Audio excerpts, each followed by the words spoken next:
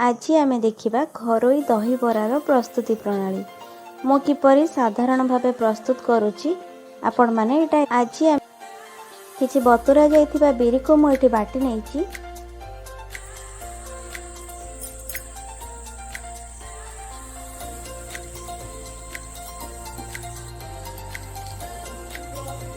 बरा पई मो एठी बिरी बाटी नैची एवं किछि भृषंग पत्र मध्ये काटी आनिची।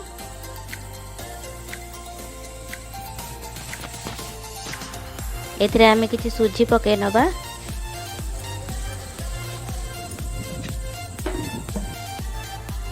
किछि सुखिला लंका मध्ये ऐड करि नबा।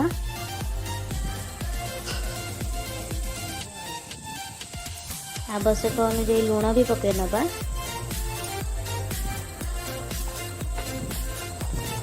बराटा भल भाव फुलिया एथिरे मु अल्प किछि खाइबा सोडा पके नैची। तापर ताकू भल भाव एमती मिक्स करि नेबी।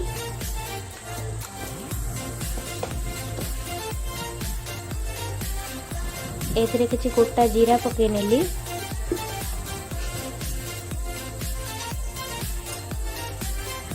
एवं किछि भृषंग पत्र मध्ये पके नेली। ताकू आमे एबे भल भाव फेंटी नबा। एमती भल भाव फेंटी नेली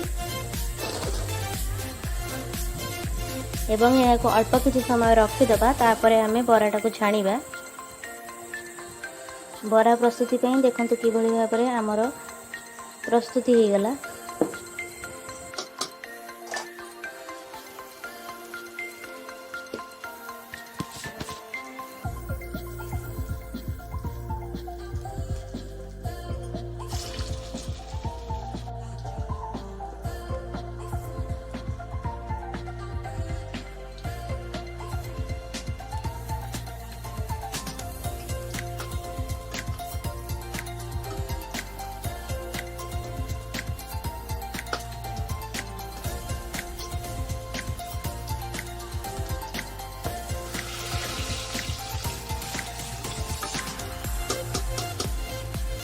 एबे छणा जाई जाईची हमर बरा।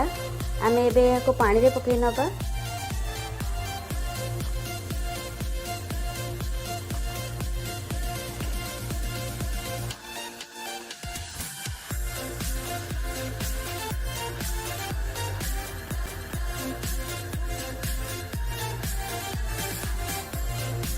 एबे आमे बरा को भल भाबरे एमती चिपुड़ी की छाणी नबा। केंदी बरारु सबतिक पानी बाहरी जीवो। एबे हमें भृषंग पत्र पके नबा। एबे मु छुंक देवा पई कढ़ाई रे तेल फुटण एवं सुखिला लंका पके नेची।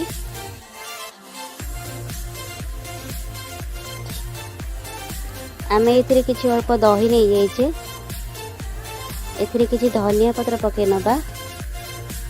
किछि आंब कसिया अदा पके नबा। एथिरे आमे आवश्यक अनुसार किछि चीनी पके नबा।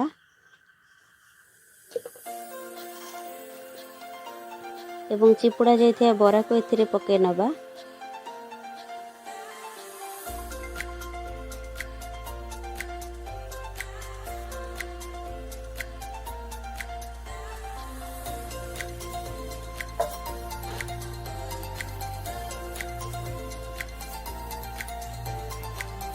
मो गोटे बरा आपण मानकु नहीं देखौची किपरि स्पंजी हेची।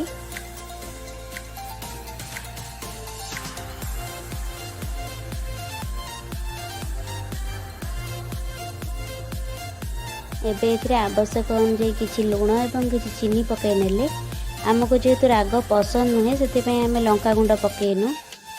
आपण मानकु जदि राग पसंद लागुथिबो ताहले आपण माने लंका गुंड मध्ये पके परिबे। देखंतु दही बराटा किपरि हेची।